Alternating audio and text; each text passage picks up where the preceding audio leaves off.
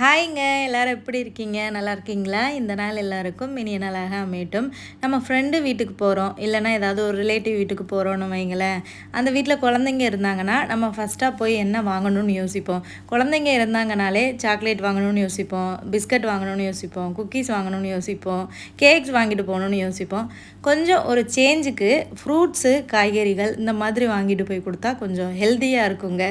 ஏன்னா எங்கள் வீட்டுக்கு ஃப்ரெண்டு ஒரு சிஸ்டர் வந்திருந்த போது அவங்க எனக்கு வாங்கிட்டு வந்தது வாழைப்பூ, ஃப்ரூட்ஸ் இந்த மாதிரி கொஞ்சம் ஹெல்த்தியாக வாங்கிட்டு வந்திருந்தாங்க.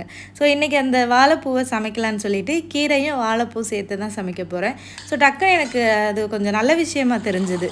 ஸோ மற்ற சாக்லேட், குக்கீஸ் இந்த மாதிரி வாங்குறதுக்கு இந்த மாதிரி சமையலுக்கு பயன்படுற மாதிரி காய்கறிகளோ பழங்களோ வாங்கிட்டு வந்து கொடுக்கும்போது நமக்கு ஹெல்த்தியாகவும் இருக்குது, கொஞ்சம் சந்தோஷமாகவும் இருந்தது. ஸோ இதை நம்ம எல்லோரும் இனிமேல் ஃபாலோ பண்ணலாங்க, இந்த மாதிரி ஹெல்த்தியாக வாங்கிட்டு போகிறத. பாப்கார்ன் எப்படி செய்கிறீங்க, அதை டீட்டெயில்டாக ஒரு வீடியோவில் சொல்லுங்கள் அப்படின்னு ஒரு சிஸ்டர் கேட்டிருந்தாங்க. அவங்களுக்காக ஷேர் பண்ணுறேன். ஒரு அடி கனமான பாத்திரத்தை அடுப்பில் வச்சுட்டு பட்டர் சேர்த்துக்கலாம், இல்லைனா எண்ணெய் சேர்த்துக்கலாம். ஸோ நான் எண்ணெய் தான் சேர்த்துருக்கேன், நல்லெண்ணெய் சேர்த்துருக்கேன்.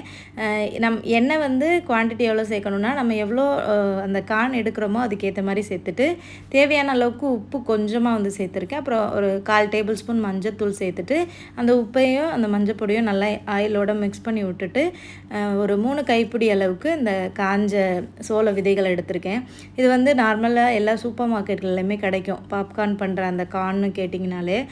ஸோ அதை போட்டுட்டு எல்லா பக்கமும் அந்த ஆயிலோட ஸ்ப்ரெட் ஆகிற மாதிரி மிக்ஸ் பண்ணி விட்டுட்டு மூடி போட்டு வச்சுருங்க. மூடி போட்டு வச்சுட்டோடனே நல்லா இந்த மாதிரி வெடிச்சு நல்லா பாப்கார்ன் வர ஆரம்பிச்சிடும். இங்கே பாருங்கள் எவ்வளோ சூப்பராக வந்திருக்குன்னு சொல்லிட்டு.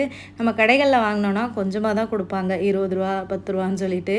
நம்ம ஒரு பேக்கெட் இந்த மாதிரி வாங்கி வீட்டிலே பண்ணோம்னு வைங்களேன், அந்த ஒரு பேக்கெட்டே ஒரு 30 ரூபா 40 ரூபா அந்த மாதிரி தான் இருக்கும். ஸோ நிறைய சாப்பிட்லாம். ஸோ குழந்தைங்களுக்கும் ரொம்ப ஹெல்த்தியானது, ட்ரை பண்ணி பாருங்கள். அப்புறமா ஸ்ப்ரவுட்ஸ் பண்ணலான்னு சொல்லிட்டு இருக்கிற எல்லா பயிறு வகைகள்லையுமே கொஞ்சம் கொஞ்சம் எடுத்துக்கிட்டேன்.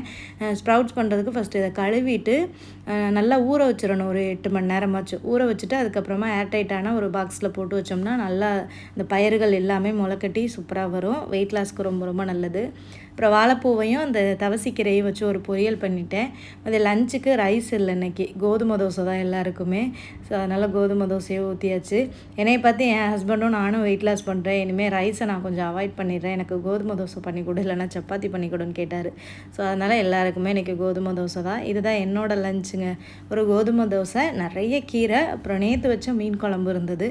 ஸோ இதை வச்சு லஞ்ச் முடிச்சாச்சு. எப்படி இந்த ஃபுட்டை கண்ட்ரோல்டாக சாப்பிட்றீங்க அப்படின்னு கேட்டிருந்தீங்க. ஒரு வாரம் கஷ்டமாக இருக்குங்க, அதுக்கப்புறமா நமக்கே இந்த ஹேபிட் ரொம்ப பிடிச்சி போயிடும்.